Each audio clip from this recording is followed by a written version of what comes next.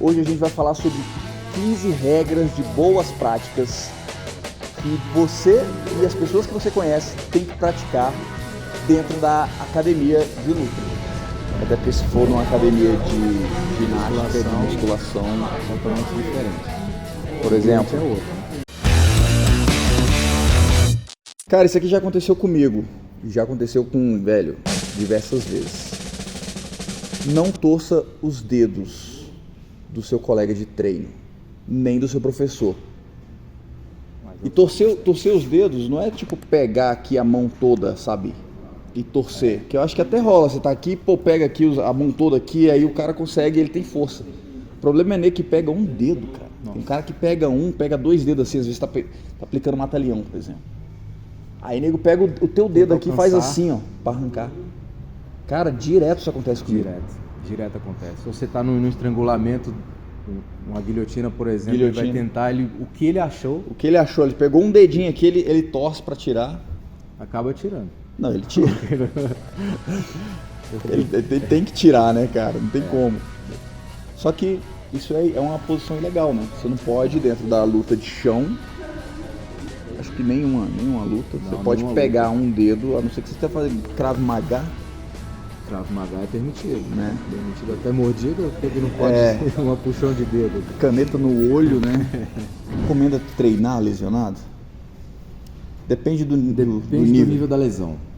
Sempre vai depender do nível da lesão. Nunca é indicação, mas se você tiver consciência da sua lesão, de como aconteceu, até você consegue isolar essa lesão e consegue até treinar numa boa, sem prejudicar. Então, teve o caso do teu joelho, né? Sim. Você teve uma lesão muito séria no joelho, Como é que foi essa lesão? Quantas lesões você teve no joelho aí? Foram duas lesões. Uma ligamento do cruzado anterior e um rompimento do menisco. Tudo ao mesmo tempo? Tudo ao mesmo tempo. Foi tudo numa chave só que eu recebi. E os dois rompidos, só que eu não podia ficar sem treinar. Na minha cabeça eu não podia ficar sem treinar. O que eu pude fazer para eu não ficar sem treinar, e mesmo com a lesão, amarrar os joelhos, né? Isolar. Amarrei uma faixa acima do joelho e uma faixa abaixo no tornozelo, na altura do tornozelo. Qual era o movimento que você não podia fazer, por exemplo? Abrir o joelho, fechar o joelho. Você conseguia dobrar? Conseguia dobrar. Ah, entendi. Conseguia dobrar. Então uma vez você amarrou as duas pernas, então você limitou os movimentos que ele não podia fazer. Sim. Só podia dobrar, esticar e dobrar. E aí você conseguia treinar. Mas aí, por exemplo, você não conseguia fazer guarda. Não. Você não conseguia fazer uma montada. Também não. Mas você conseguia fazer uns 100 quilos. Conseguia fazer uns 100 quilos, receber os 100 quilos. Você conseguia trabalhar por baixo. Você fazia muito saída de 100 quilos. Saía de baixo, você trabalhava mais braço, mais finalizações de estrangulamento e tal. Não conseguia fazer nada que envolvia as pernas para poder fechar o colega. Então dá para treinar, desde que a pessoa tenha muita consciência. Agora vamos lá. Você acha que um faixa branca poderia fazer isso? Poderia. Mas ele tem que ter uma boa orientação. Exatamente. Ele tem que ter um professor ali do lado dele que dê consciência para ele e esteja observando o treino dele, o tempo todo, né? Que indique onde que ele tem como que ele tem que isolar o braço dele para poder fazer esse treino. Não é de qualquer forma que ele pode fazer. Porque senão a chance dele piorar é muito grande. Por quê? Mas como é que eu vejo? Às vezes também o cara tá treinando com outro cara que não tem muita consciência também. O cara vem e pega o braço dele ali, tá doido pra finalizar o cara, velho, entendeu? Amassa o braço de qualquer jeito ali. Então o ideal, por exemplo, se você quer treinar lesionado, comunique a lesão e treine com quem você confia. Exato. Eu acho que essa é a regra de ouro. Informe o professor e o seu colega de treino. Seu colega de treino e treine com quem você confia. Exato. Regra de ouro. Essa aqui é importante, cara, e eu vejo poucas pessoas tendo essa consciência.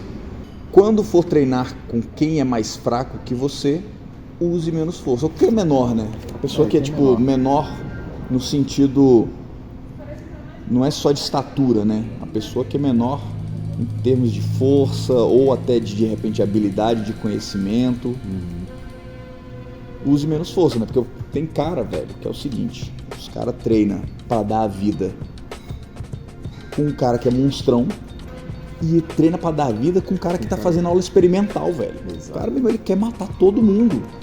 Quer mostrar que tem que ser, que é o melhor da academia, que é o mais forte da academia o tempo todo. Parece que é o tempo todo tendo que se provar, né? Tendo que se provar e provar pros outros, né? Provar pros outros. Acho que esse é o E não pior. precisa, né, cara? Você pode, o ideal é a gente pensar, assim, o atleta que tá treinando, ele tem que pensar na evolução dele. Então, por exemplo, ele vai pegar um treino com um professor, faixa preta, ou o cara que é faixa marrom, às vezes o cara é faixa azul, por exemplo. E, se você é faixa azul, você vai treinar com faixa preta, com faixa marrom, naturalmente você vai botar mais força. Porque você não tem o mesmo nível técnico dos caras. Então vai ter coisa que você consegue fazer porque tu é forte às vezes, porque você consegue sair na brutalidade ali às vezes. E eu vou falar, eu acho válido. O cara tem que fazer. Tem que ter força. Porque ele vai entender ali como que ele saiu, de repente ele, através daquela saída que ele fez na brutalidade, ele descobre um caminho para sair. Ele descobre um caminho que ele vai cada vez menos botando menos força, cada vez mais ele vai botando menos força. Show de bola.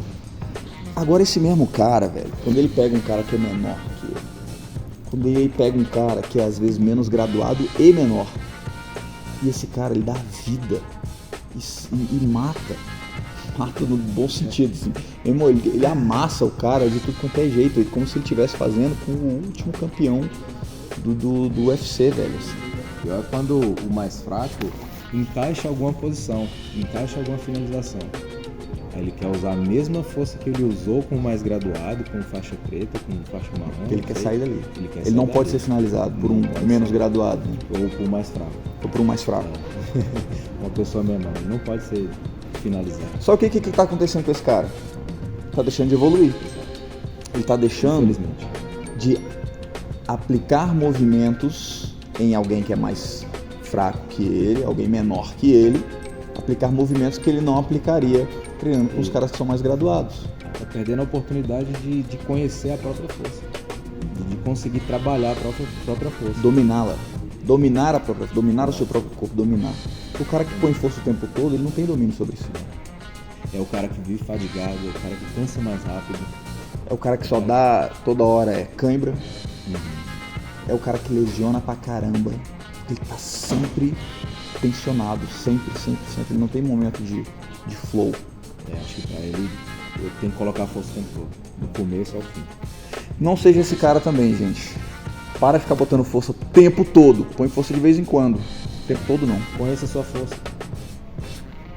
Tenha força, mas aprenda a usá-la. E que a força esteja com você. Essa aqui é matadora, né? Acho que se o cara fizer essa aqui, ele já... Se ele fizer essa aqui, acho que já invalida todas as outras, né? Exatamente. É tipo, deixa o instrutor ser instrutor, velho. O que rola?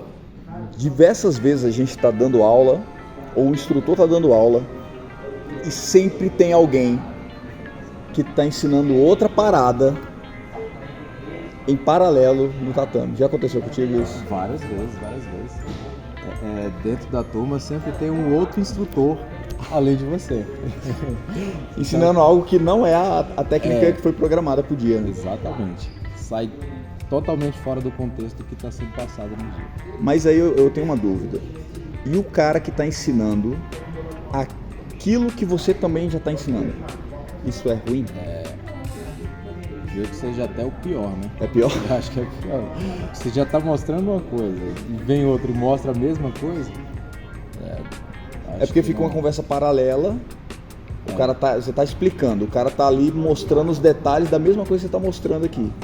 Fica uma parada paralela, às vezes a galera não sabe se presta atenção no cara, se presta em você. Exato, é duas aulas ao mesmo tempo. São duas técnicas ao mesmo tempo, aí dispersa totalmente o sentido. E tem uma coisa, né? Às vezes o aluno até ele tem um ponto, uma observação para fazer sobre aquela posição, mas ele está fazendo também em paralelo, né? Tipo, você não está compartilhando com a turma. E e ele não deveria estar parando a turma para mostrar. Eu acho que ele tem que alinhar com o professor. Isso. E acaba ficando confuso. O aluno, o iniciante que chega numa aula dessa, ele fica perdido, porque é muita informação que um está passando, o outro está passando, ele já não está conseguindo visualizar aquilo com clareza, e chega um outro instrutor e acrescenta uma outra coisa, acho que acaba fugindo. O iniciante ele fica mais perdido ainda na aula, né? Então, se você está ensinando seus colegas na hora que o professor está ensinando, não faça mais isso. Por favor. Por favor. Eu peço por educação.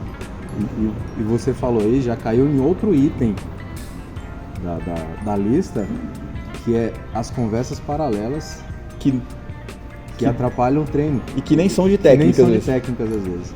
Você mencionou nessa primeira, já caiu numa outra que a gente colocou nessa lista. Ela tá em algum lugar. A gente vai chegar lá. Vai chegar, você tá dando spoiler, cara. Foi mal, desculpa. Não era pra ter feito isso.